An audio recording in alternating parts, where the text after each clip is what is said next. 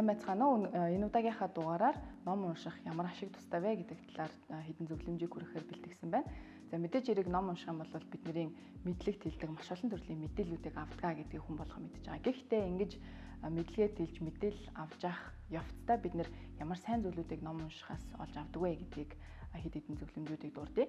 За хамгийн ихнийх нь бол мэдээж хэрэг тарих байнгын ачаалж ажиллаж байгаа учраас нэлээд ийм сэргийг ой тогтоол цайтай болсон байдаг. Өөрөөр хэлбэл бид нар ном уншиж байхдаа маш олон дүрүүдийн нэр үг, дээрээс нь тэр болгоны цаана юу болж байгаа гэсэн амьдралын өрнөлүүдийг эсвэл түүхэн үйл явдлуудын он цаг хугацаа гэх мэтчлэнгээр маш олон төрлийн жижиг деталь болгоныг цээжлэх шаардлагатай болдог. Тэгэхээр энэ тархийг байнгын ажиллагаатай тэгээ дээрээс нь ой тогтоолт нэлээд өндөртэй байхад бол нөлөөлдөг. Өөрөөр хэлбэл бид нэр өдөр болгон булчингаа ажиллаж байгаа бол ямар нэгэн зүйлийг дааж авах, ачааллыг даах чадвар өндөртэй байдагтай адилхан тархиа өдөр болгон ажиллуулж чадах юм бол энэ төрлийн ачааллыг бас давж гарах буюу ой тогтоолтонд бол нэлээд эргээр нөлөөлдөг гэж үздэг байна.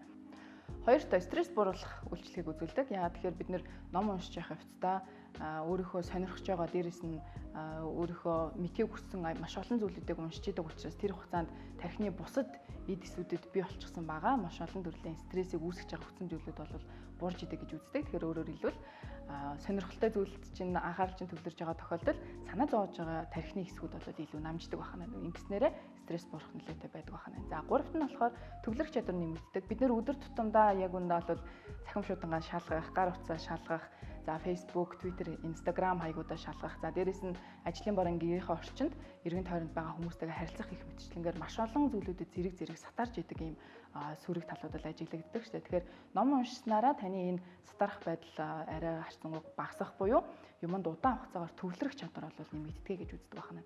Хамгийн сүүлийн ном уншсанараа танд өгөх маш том бас ачаал холбогдлуудын нэг бол таны үгийн баялаг тэгээ дээрэс нь бичих чадвараа сайжирна гэж үздэг. Яагаад тэгэхээр маш олон төрлийн зүйрлэлүүд, үгүүд маш олон гайхалтай тэр зүйрлэл үгүүдийг бид нэр олж номноос уншиж яадаг. Тэгэхээр үгээрээ дамжуулаад таны үгийн баялаг дээр нь нэмээд бичих чадвартай нь маш ихээр сайжирдгаа гэж ер нь бол үздэг байна.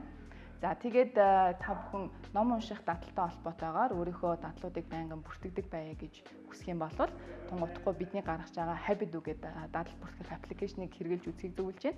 За дэлгэрэнгүй мэдээллийг доорх холбоосноос ороод авах боломжтой шүү.